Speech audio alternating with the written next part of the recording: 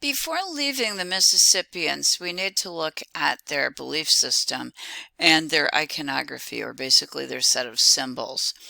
This is referred to overall, this belief system, as the Southeastern Ceremonial Complex, and the belief system was shared by peoples within and different peoples within the entire Mississippian interaction sphere.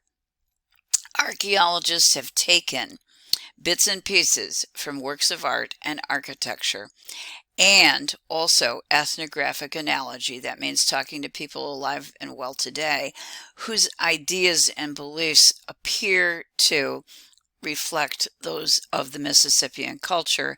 And by putting this all together, they've been able to come up with a diagram of the cosmos, what we think the Mississippian people actually believe.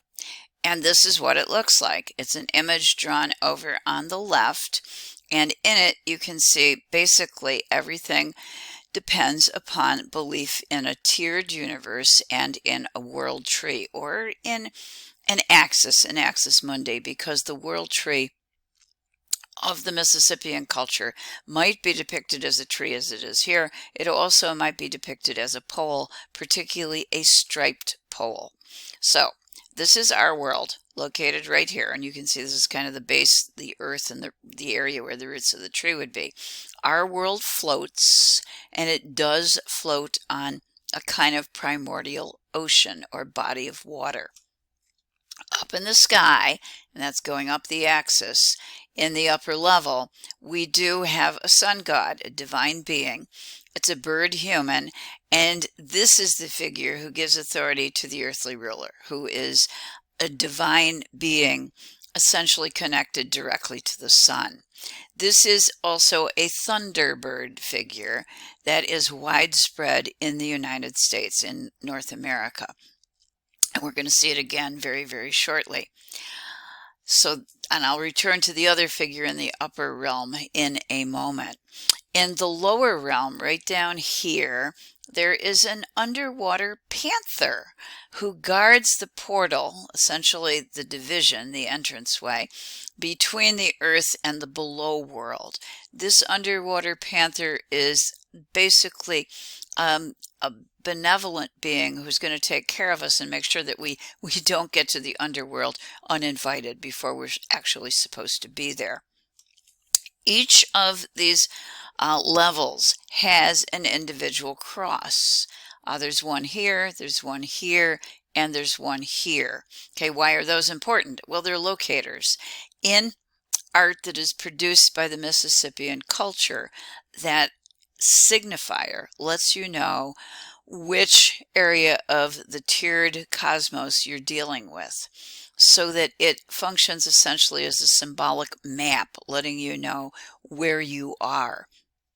For instance, in the lower right, I have a drawing of a gorget, G-O-R-G-E-T, a gorget, that we're going to look at in a minute in person. It had two holes located up here, so it actually could be worn. This incorporates some of the symbolism that we're talking about for the tiered universe, beginning with the very center of it, located right here, and that's the symbolism broken apart essentially in layers, and that cross corresponds to this realm. So what we know is automatically we're dealing with our realm, the realm of Earth, or the realm of human beings. However, that cross is surrounded by a sun symbol. That's what this is. That's what this is. So it lets us know that it's our realm communicating with the above world, or the sky world. Surrounding all of that is an additional symbol of our world, and we should be thinking of our world as floating on this primordial sea, essentially. And we've got the four corners, the four directions, and here that is broken down even further.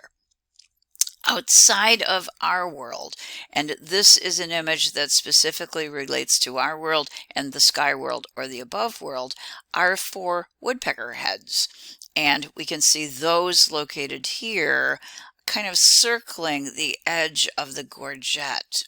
They are obviously sky symbols or associations with the upper world. the above world. The woodpecker is an important symbol in Mississippian culture also because its red head is associated with warfare and with scalping. So it's associated particularly with power and authority that might be connected with the warrior. Okay, one last thing.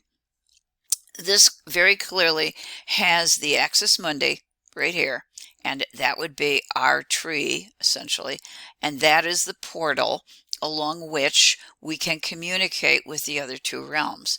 We can do this in a number of ways. Certainly the shaman can travel along this route. We can also send our prayers in the form of smoke along this route to communicate with the spirits in the other regions. Okay, so this is our realm right here.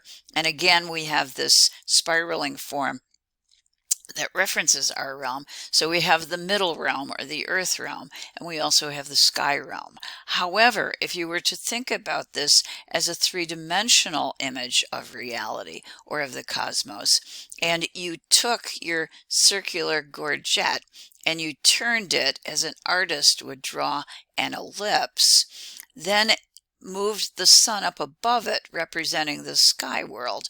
Underneath it, you would actually have the world below, or the below world, or the underwater world. So we think that these images were created to be viewed not only in two-dimensional ways, but also in terms of a three-dimensional reality.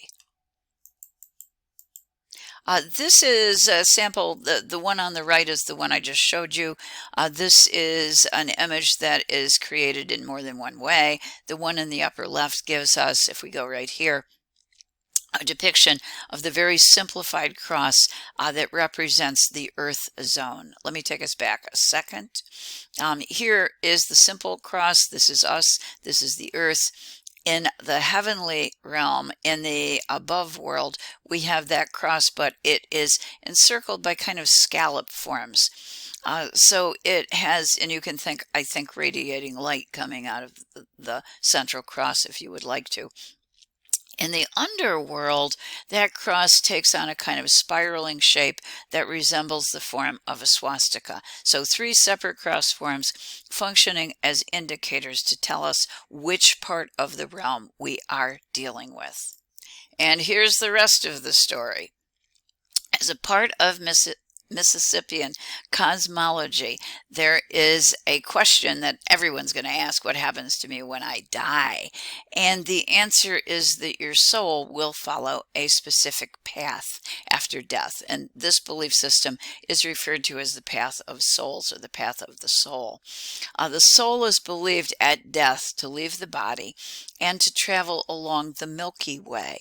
And I'd like to take us down here to our image. This is the same one that we just looked at. This is our axis mundi. And this kind of purplish blue curving form represents the Milky Way. And it will be that pathway that our soul will go on after death until it gets to this image, and the image is located right here. It is a hand with an eye on it, and this is believed to be the hand-eye portal through which the soul must pass in order to successfully reach the afterlife and become an honored ancestor. If you take a look at the hand-eye motif or image, you're going to see that it's literally encircled by two, they're kind of knotted together, two serpents. These are essentially sky serpents that create the formation for the portal.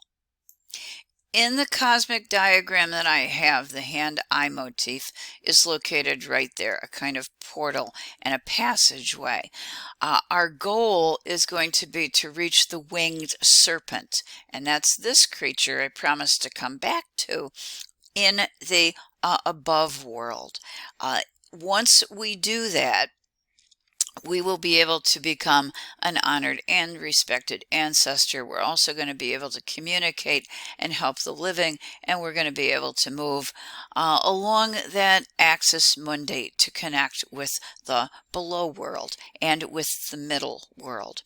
You might be thinking of the feathered serpent from Mesoamerica with our winged serpent right here, and that would be a good thing to be thinking, because we do believe that there are shared ideas shared between Mesoamerica and the Mississippian culture in this particular period in time.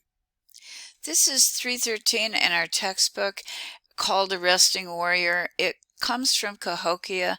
The clay that was used to create this comes from the region of Cahokia, but it was found in Spiro Mound at some distance. After it was created, 100 years after it was created, we believe, it was buried in one of the mounds at Spiro on the lowest level with a series of other figures, and we think this particular image might actually have acted as a kind of guardian figure, promising protection in the afterlife. It has been converted to a pipe, and I think you can see the holes in the back. We believe that this is a warrior superhero. And there are many in the cosmology of the Mississippians, and perhaps this is actually a depiction of Morning Star. The identification is made a little bit based upon the elements of the costume. We've got a copper piece on the head, a really long single braid coming down, pretty impressive ear ornaments, and also a very large necklace. All of those would be implements of status. On the front of our figure, oddly enough, the individual is shown as nude, but on the back of our figure, he is wearing an elaborate cape or covering, either made out of, and people don't agree, either made out of a feather covering, and perhaps that's what these represent, or made out of ermine, which these would be the pieces, the black pieces that would hang from the ermine's fur. But whichever way you want to go with it, it would be an elite costume. So nude on the front, but the elite costume on the back of our figure.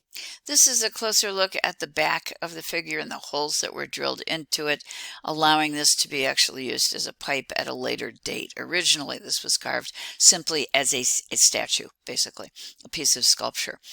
We think, if this applies to the Morning Star myth, that this represents Morning Star as an individual born with supernatural powers who hadn't yet revealed those powers. Consequently, one side of his human form would be in the nude. That means without identifying markers, without a sense of who he actually was.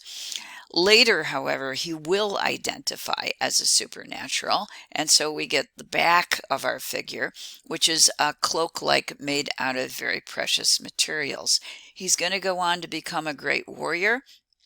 He's initially going to defeat the giants in the ball game, and later, however, the giants are actually going to kill him in the ball game. But not to worry, he is a superhero, and his two sons will resurrect him.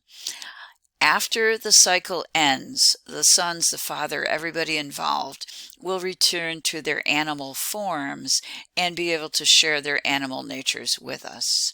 Okay, this image then, if we're interpreting it correctly, is an image of rebirth, renewal, and resurrection.